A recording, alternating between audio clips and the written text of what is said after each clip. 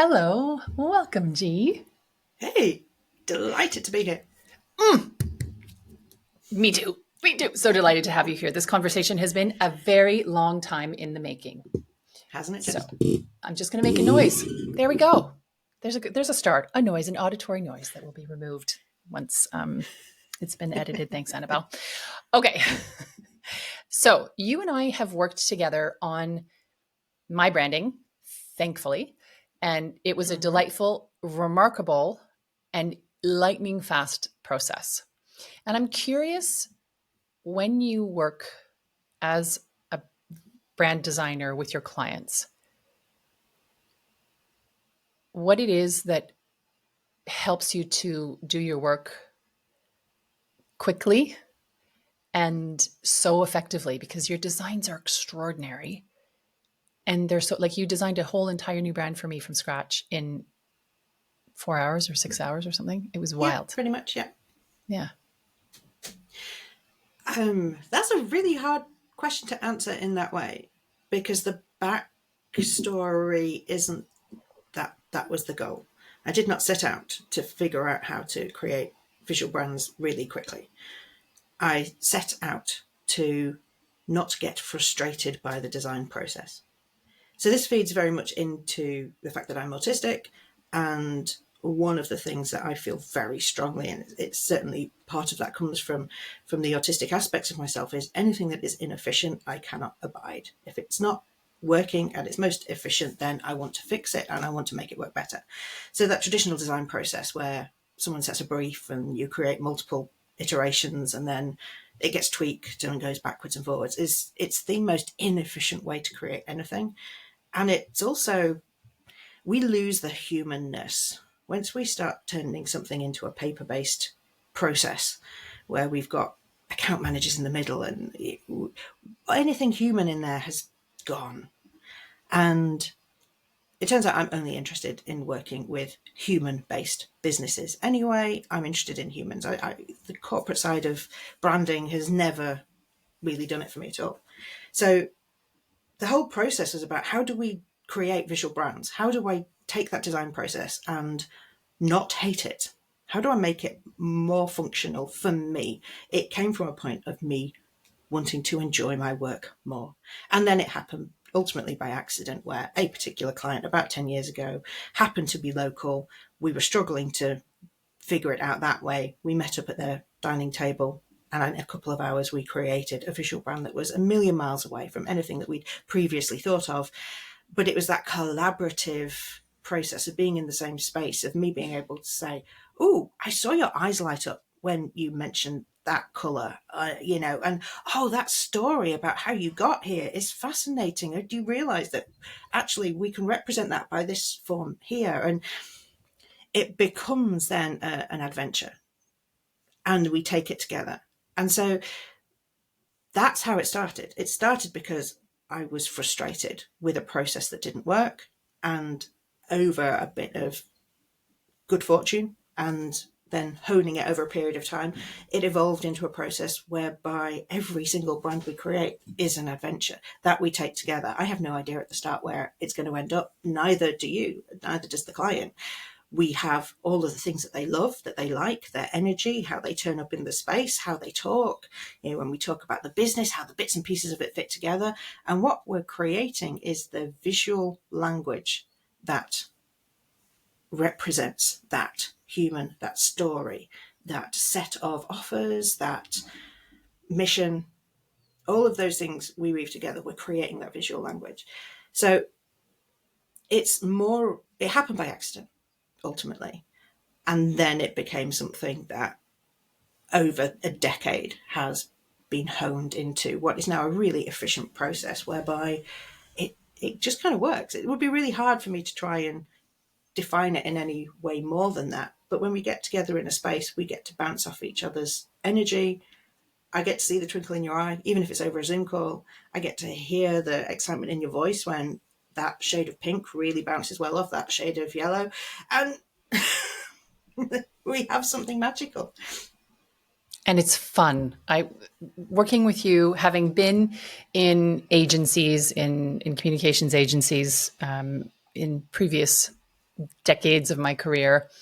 And one in particular, the first comms agency that I worked in, we were in the same space as an advertising agency. And so we were part of the Omnicom, or the Omnivore group for people who are in the business. We often call it the Omnivore group. And I could see the graphic designers, and there was this whole hierarchy of the client team would brief the agency team, and the account director would then, and the designer wouldn't even be in the room. And then the account director would go and brief the designer, who was in a little dark cubicle. It's really awful. Little dark, windowless, doorless cubicle where they would, crank out what they could best interpret from the account director, who would then, yes, no. And then they would have 3 different options they would feed back to the client team. And it just felt like such a laborious, painful, and, as you say, inhuman, in the sense that there just wasn't, the people who needed to connect with each other weren't connecting with each other. And there was all this kind of pseudo bureaucracy in the middle of it that got in the way. And being able to work with you, and I found you through Gemma Went, who is or will be, I can't remember if by the time we publish this conversation, we'll already have published our conversation together, or if she's coming up. But either way, look for that as you're listening.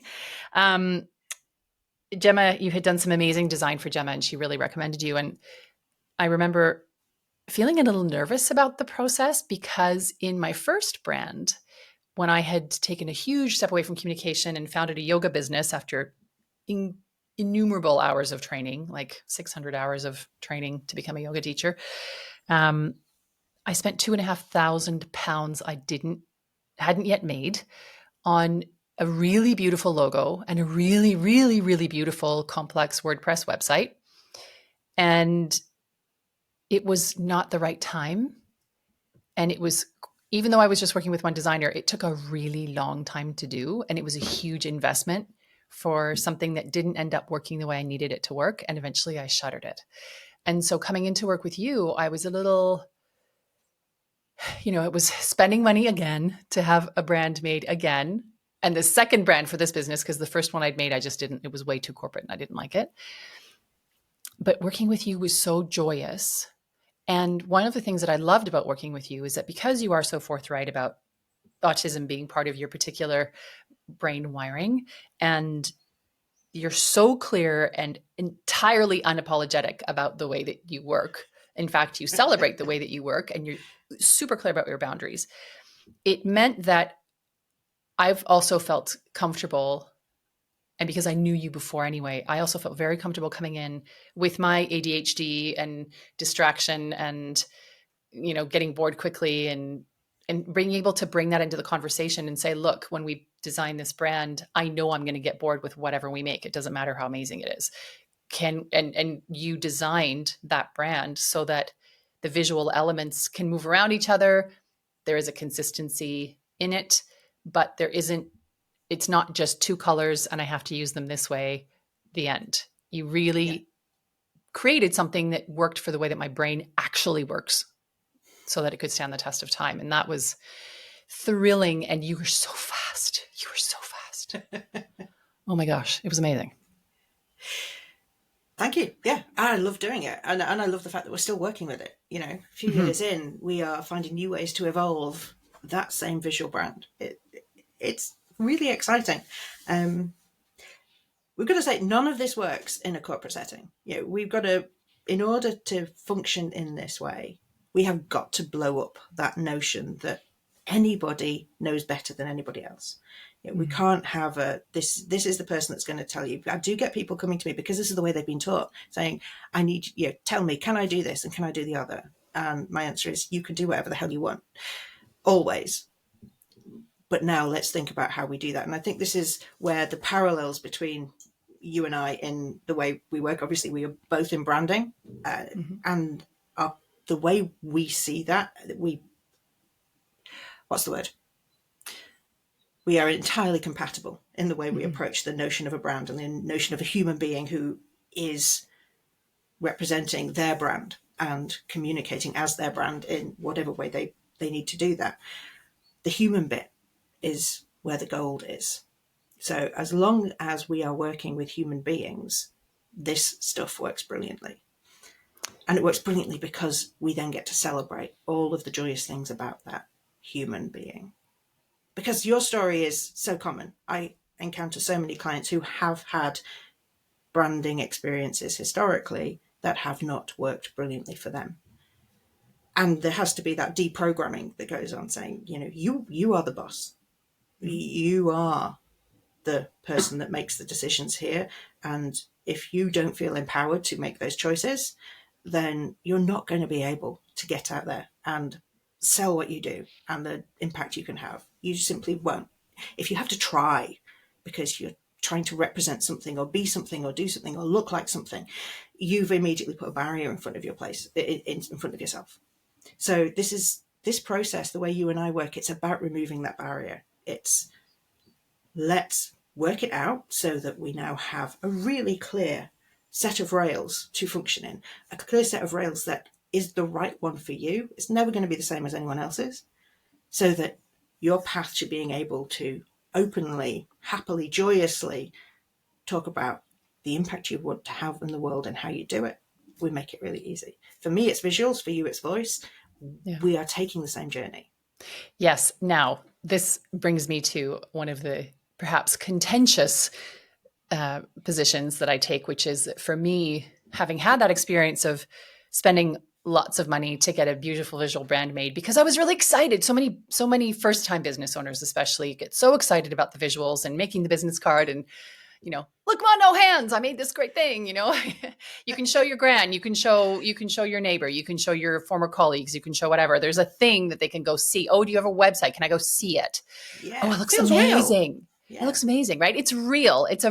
I understand why it's like that. But my contention is that long before you go and work with somebody amazing, I highly recommend G.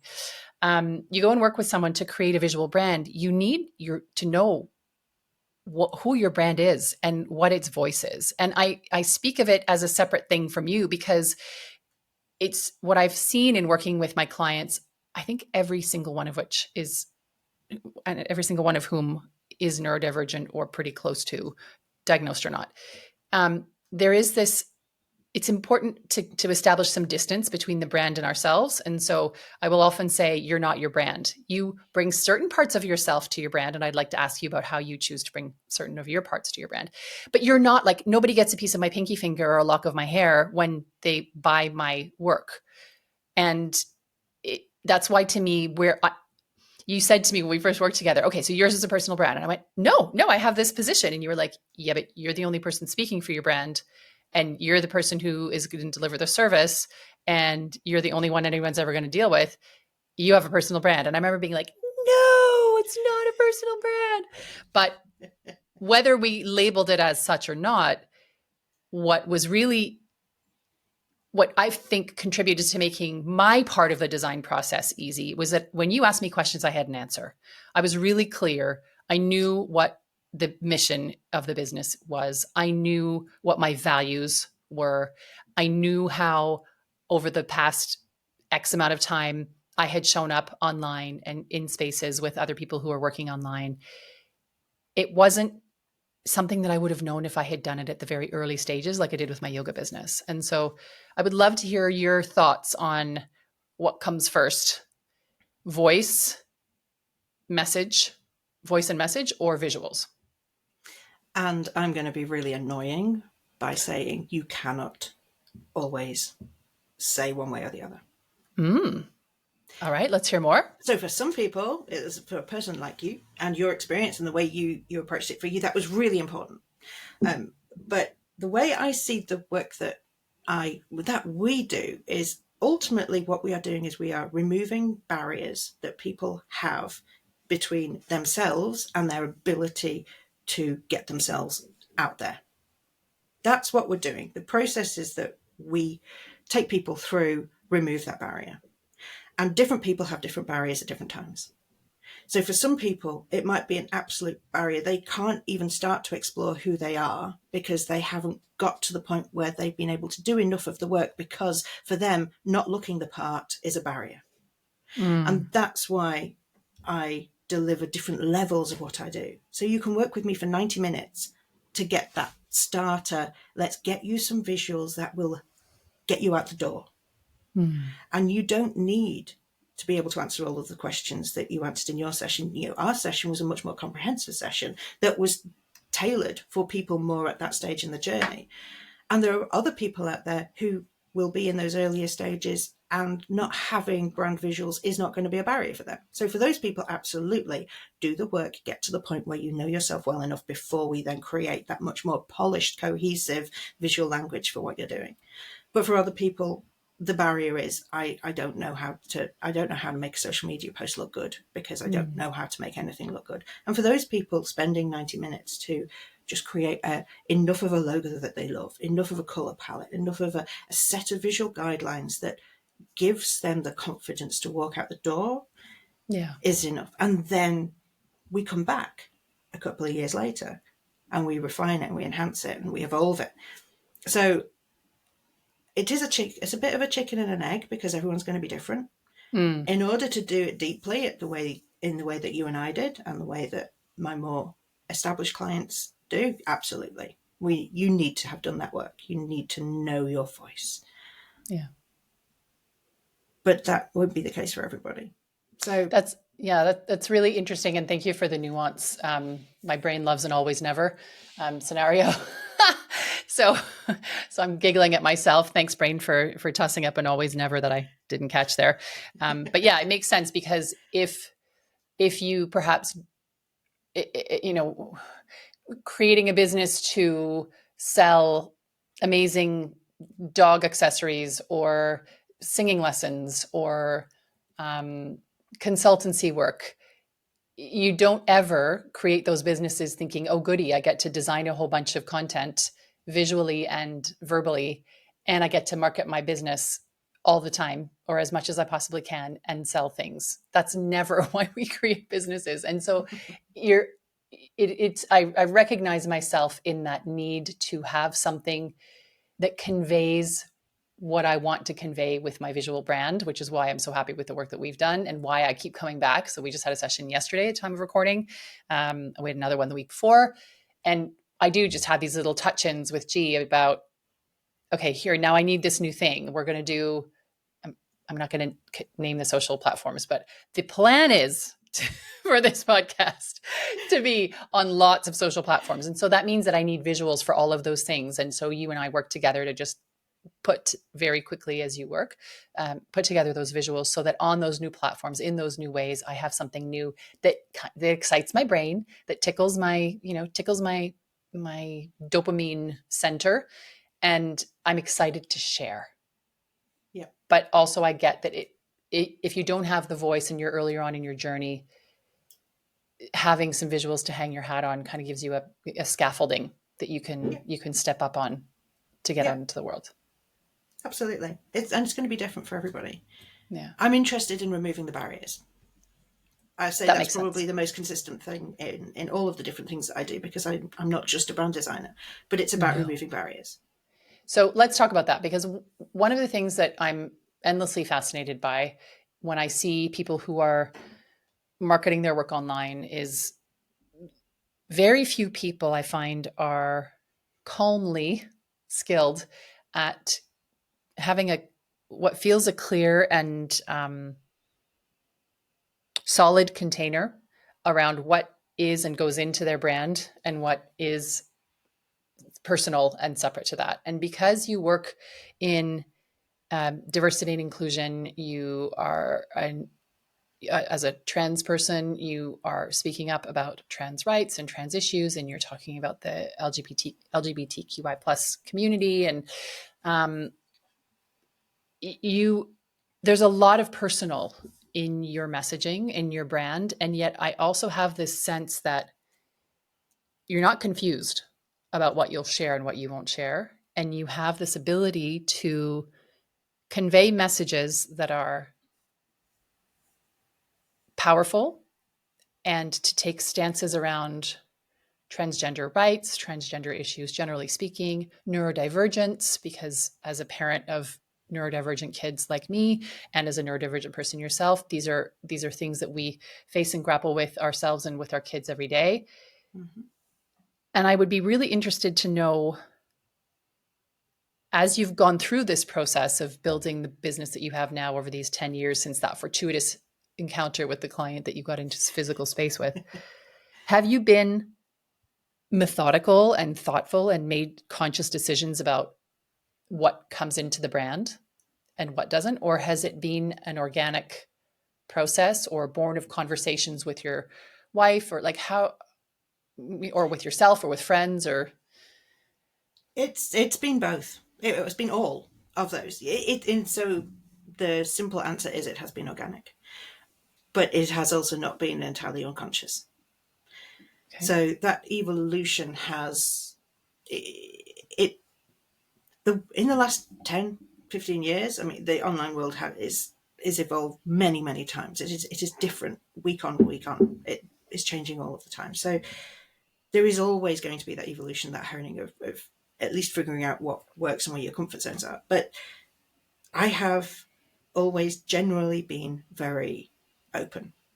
And this started way back in my early 20s, when LiveJournal was a thing. And this is how, that was how I started to really connect with other humans in online spaces, was essentially through blogging and journaling online.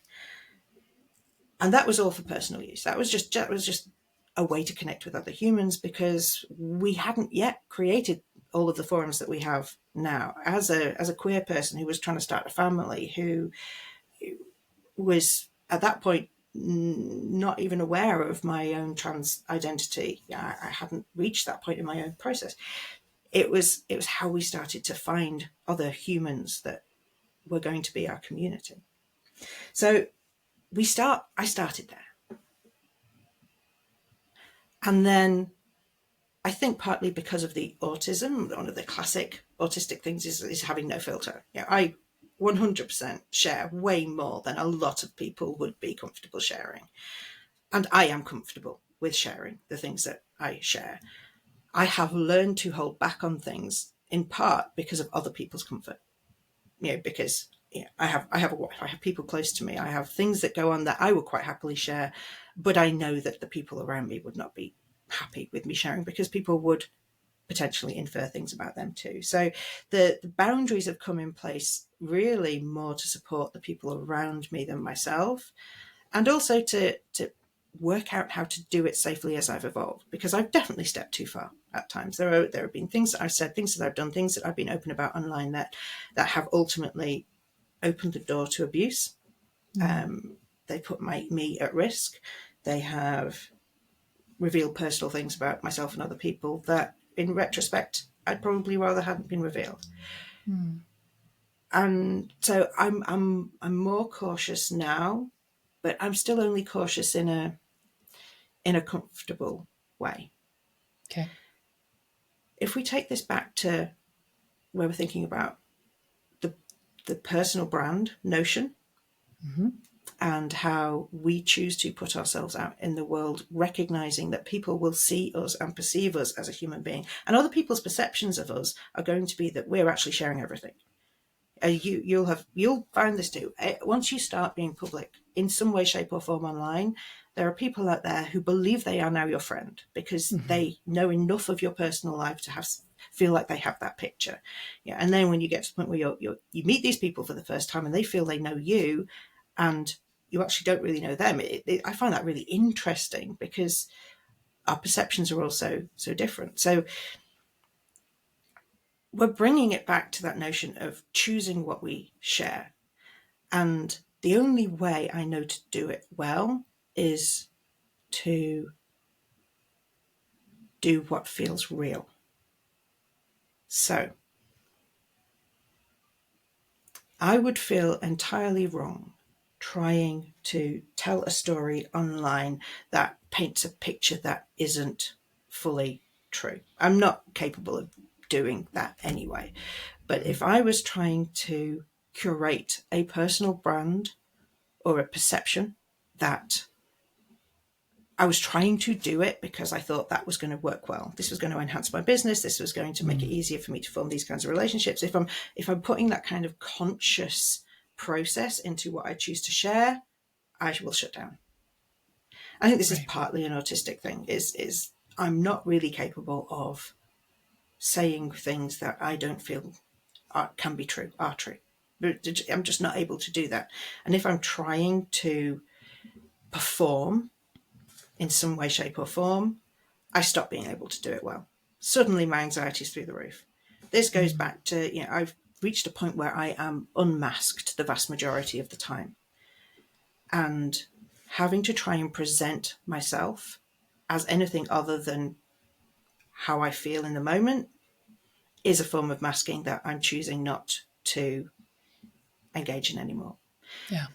So if there is something going on that I don't feel it's appropriate to share, or I know the people around me would feel it's inappropriate to share, I simply won't speak.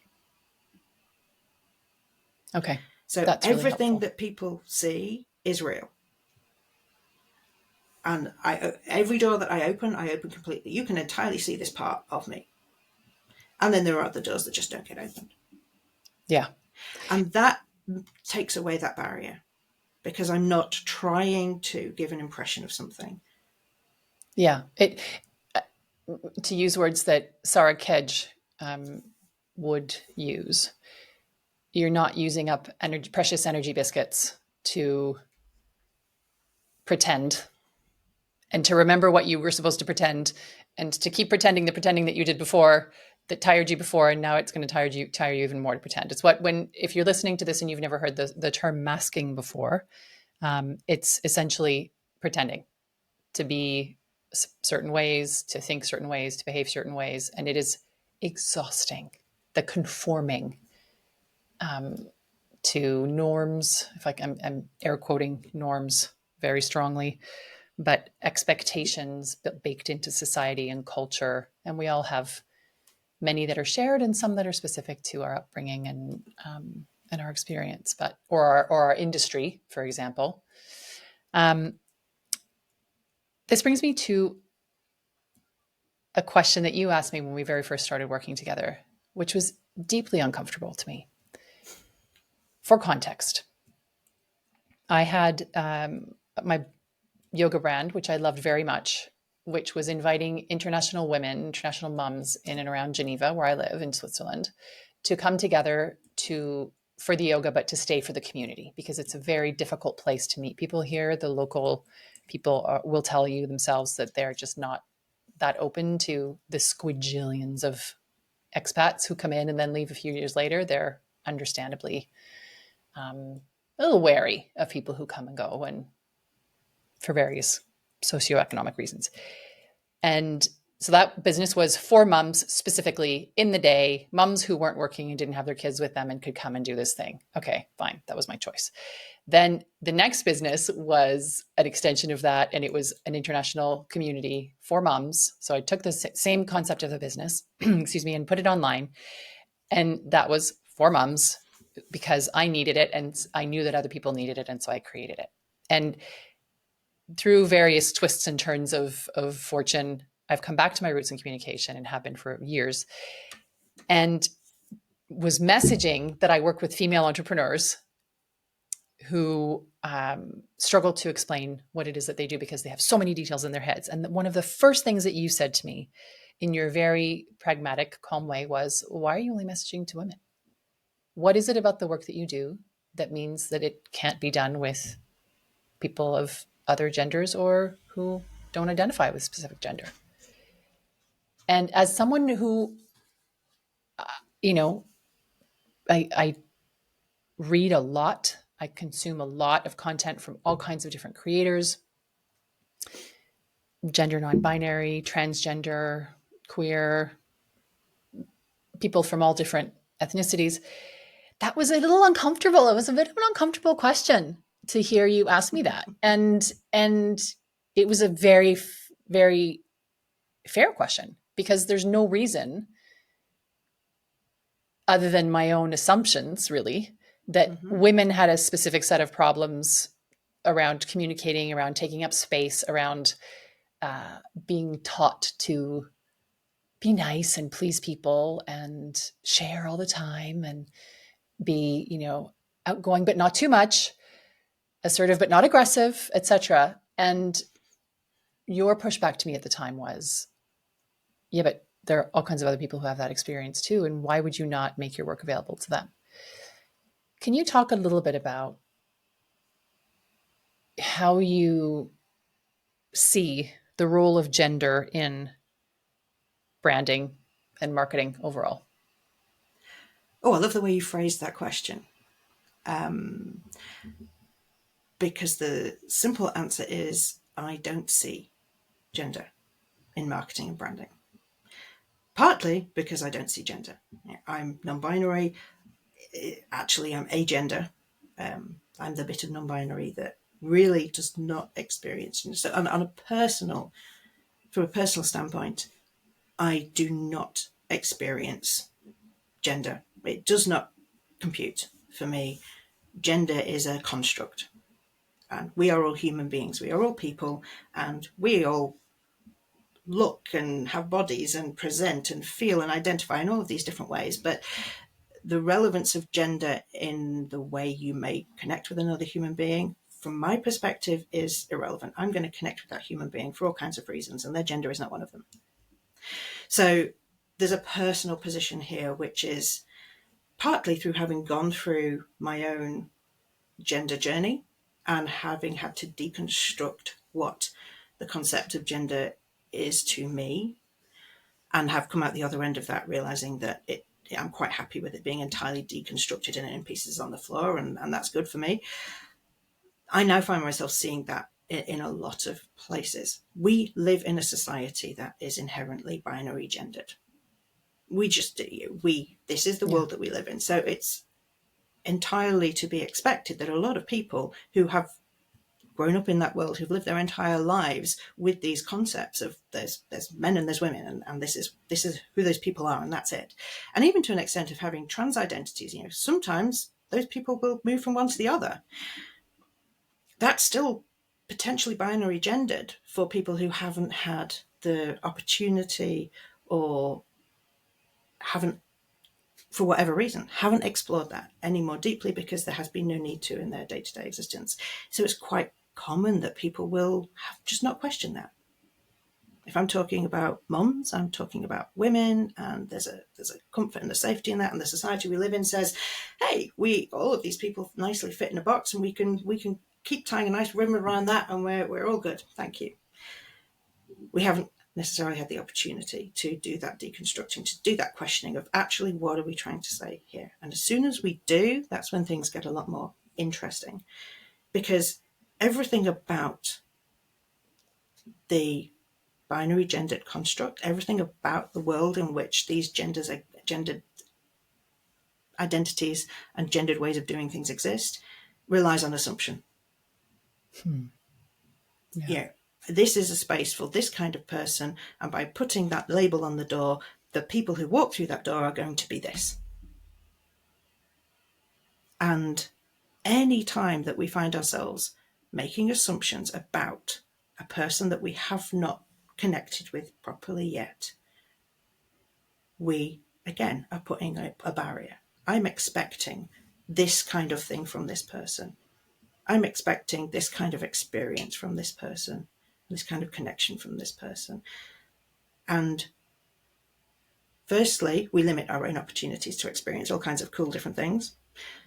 We also make it more challenging for that person if they don't fit that expectations. We then find ourselves in a situation where we've got surprise. Oh, you didn't fit the box that I thought you were going to fit in. Oh, I no longer feel safe being here because you've assumed me to be something that I'm not. We've got all of this challenging stuff.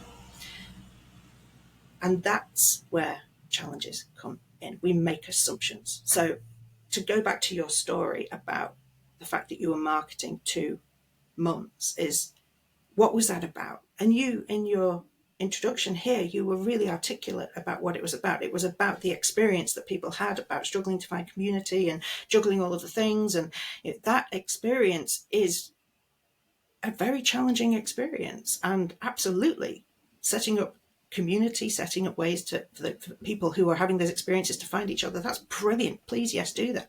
As soon as we say, you need to identify in this way in order to validly join this community of people who are having this experience, we've just put a barrier in front of those people and in front of our ability to make connections with people who are maybe slightly outside what we originally thought they might be.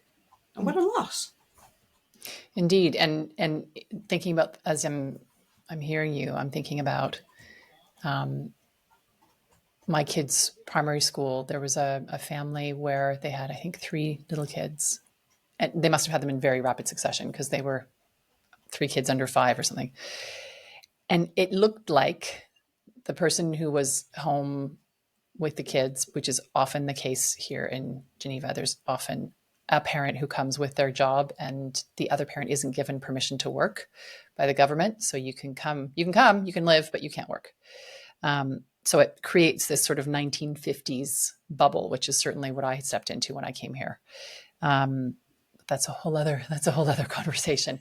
But also it's not, because in maybe on the first level of exclusion there of the message was this dad who, this male presenting being who was a dad who didn't seem to be doing very well.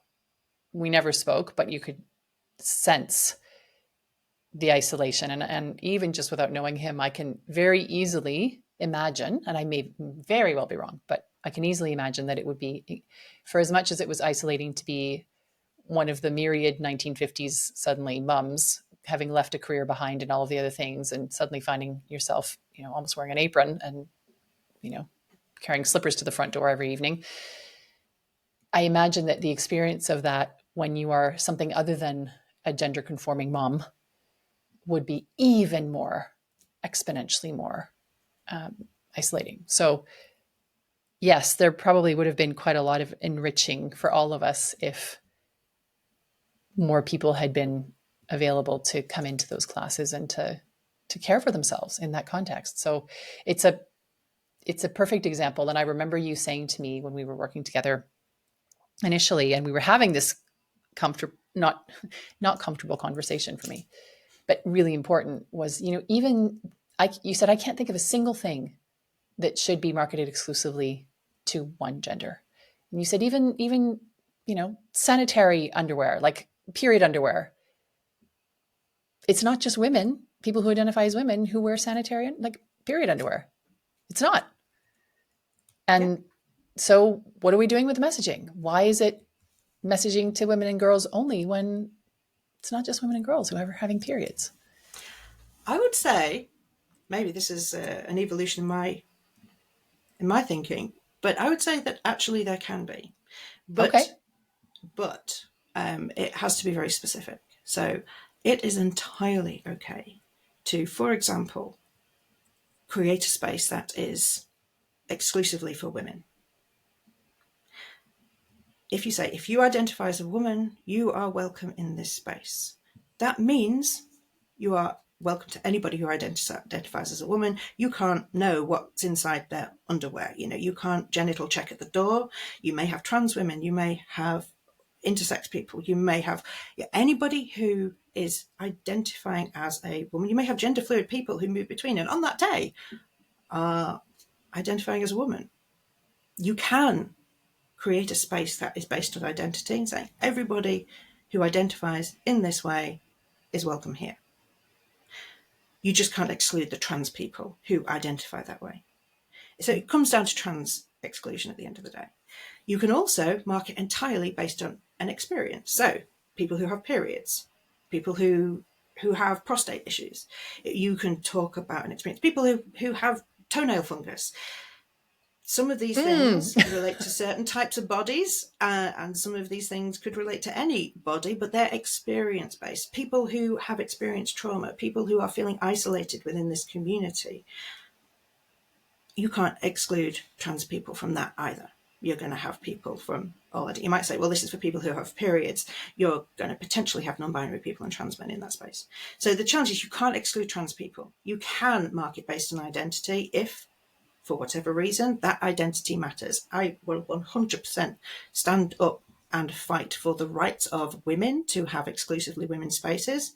I will never be in those spaces, but I 100% believe those spaces should exist for all kinds of reasons. We've got all kinds of things to do with trauma history. We've got all kinds of things to do with historical. We don't need to go there now, but it's entirely okay to have exclusive spaces for particular identities and for particular experiences. You just can't put them together. As soon as you start saying this is a space for women who are breastfeeding, that's where the problems arise. Because the service you're offering is catering to a certain need and you're excluding people who don't identify a certain way. So I think that's how we can simplify it down. You've got two options, identity or experience. Both of those things are okay to market to. You just can't do them simultaneously. Super interesting. Can we take that a little bit further? You can't combine identity. So you're saying you cannot combine identity with experience in your marketing. However, my brain is coming up because this is part of what my brain does with 70 bajillion yeah buts. What about this? And what about this? And what about this? Please do, yeah. So if you want to create a women-only experience for trauma survivors, for example, or you want to create a, I don't know, I live by the mountains. So we're going to imagine that we're creating a retreat for empty nesters, women who are empty nesters and who suddenly find themselves, these 1950s bubble women who never wanted to be there in the first place, are suddenly without their main source of occupation. And so we're going to create a retreat, a mountain hiking retreat for these women.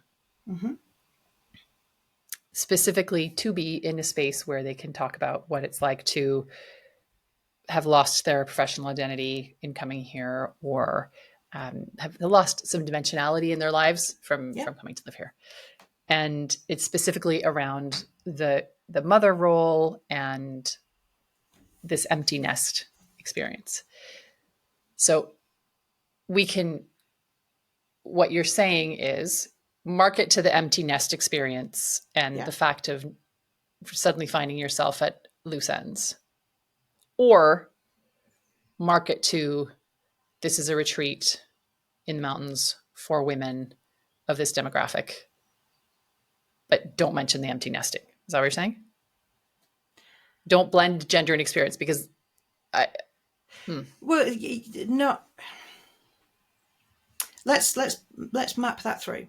So to go deeper into that. So if you were saying this is for the experience and it's anybody who has this experience, yes, absolutely, 100%. Yeah, this is the lived experience and we are welcoming anybody who is going through this empty nesting experience. To add in this is for women, the challenge is here. My question is why? Why, if the focus is on the experience, why do people have to identify a certain way? I usually find it can be quite simple when I could, because I'm in a very privileged position in these conversations of being somebody who's assigned female at birth but does not identify as a woman. I can say, well, would I be welcome?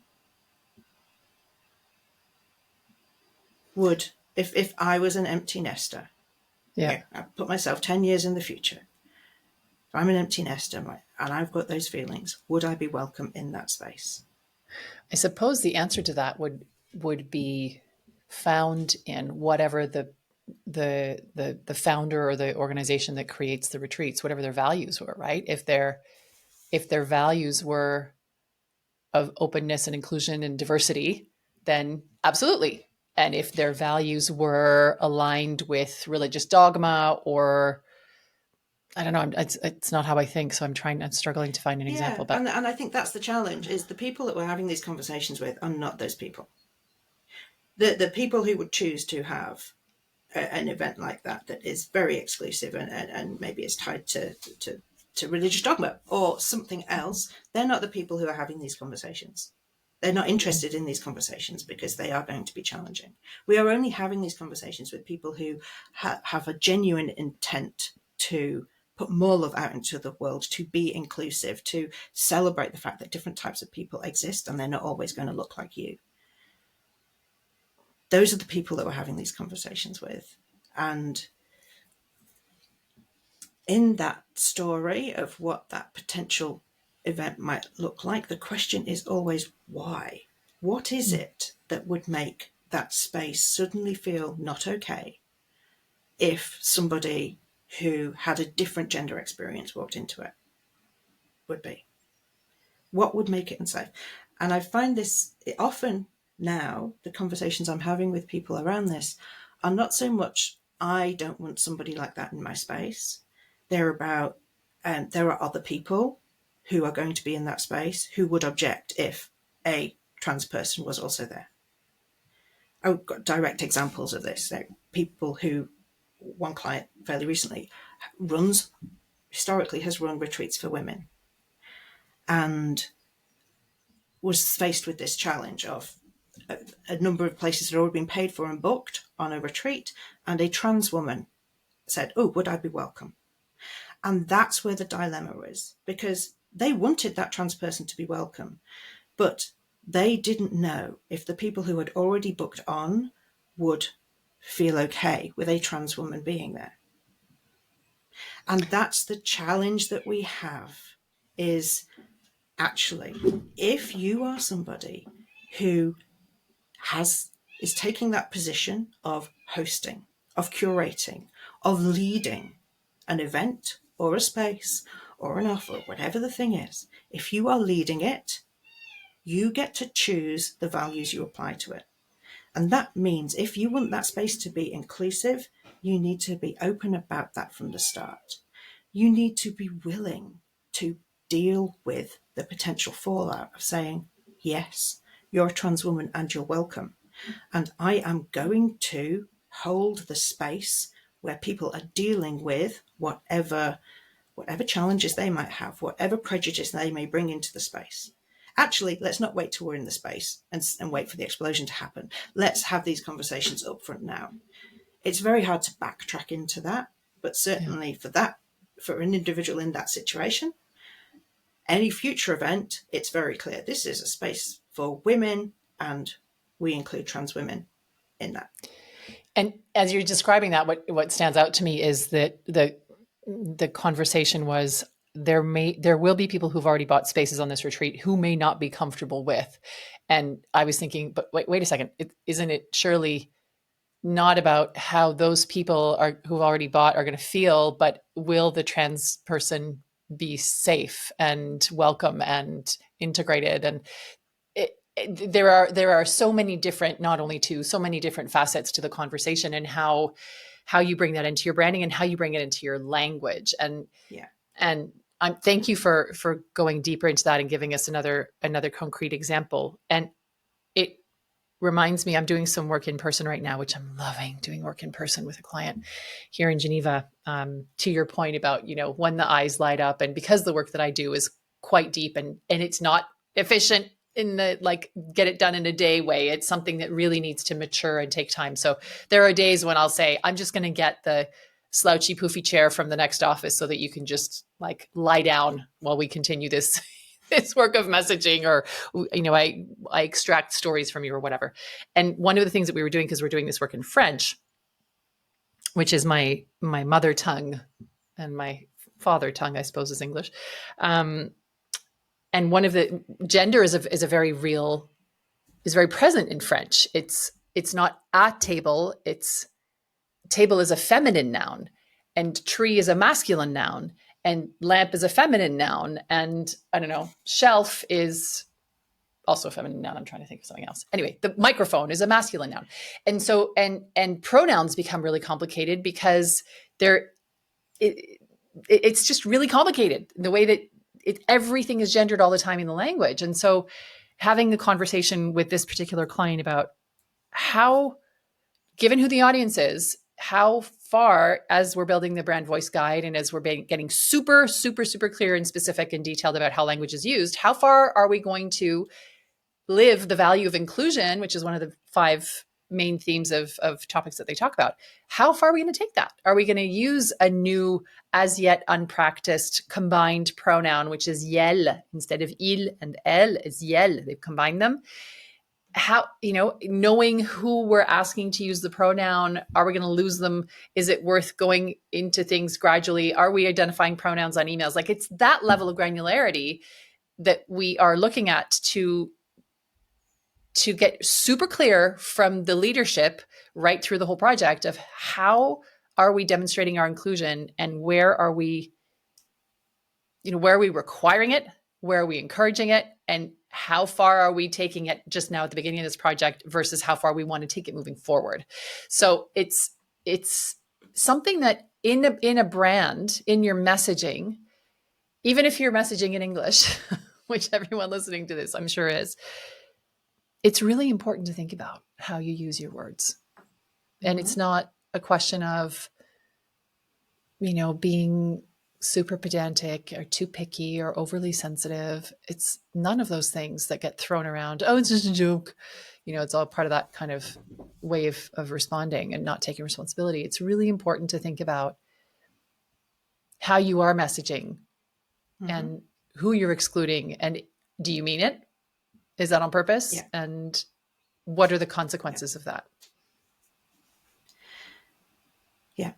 And there are two parts, two things that I would like to come through from that with. And the first one is, we go back to what we said at the start, which is any time that you are having to perform in a certain way and try to be something, whether that's who you are as a brand, or you are trying to cater to an audience who has outdated views, or you are making assumptions about how they're going to feel if a space is actually inclusive. You've suddenly got a whole load of unknowns because you are making assumptions about other people and you do not know the answers, and you are trying to cater for something and you don't know it. What the easy answer is know who you are and be that.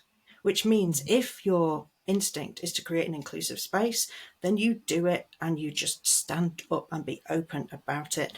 And yes, there may be fallout, but if there is, it'll be over fairly quickly, and you no longer have to try because you just get to turn up and be and function in the way that you are.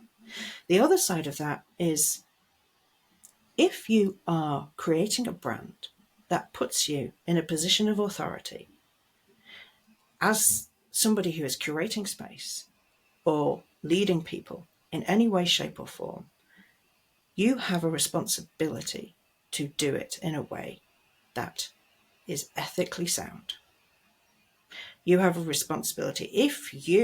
This is where we get into allyship as well. So if you are somebody who, for example, has gender privilege, if you are somebody who, when people see you in the street, they automatically assume you to be the gender that you are, you have privilege, and you have the opportunity to use that privilege to be one of the people that says, hey, I'm not going to assume your gender.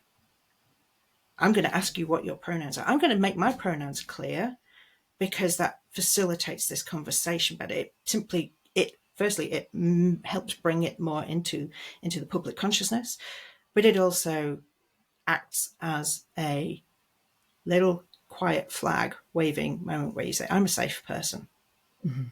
Yeah, you have a responsibility, if you're putting yourself in a position of leadership within your brand, to do it well.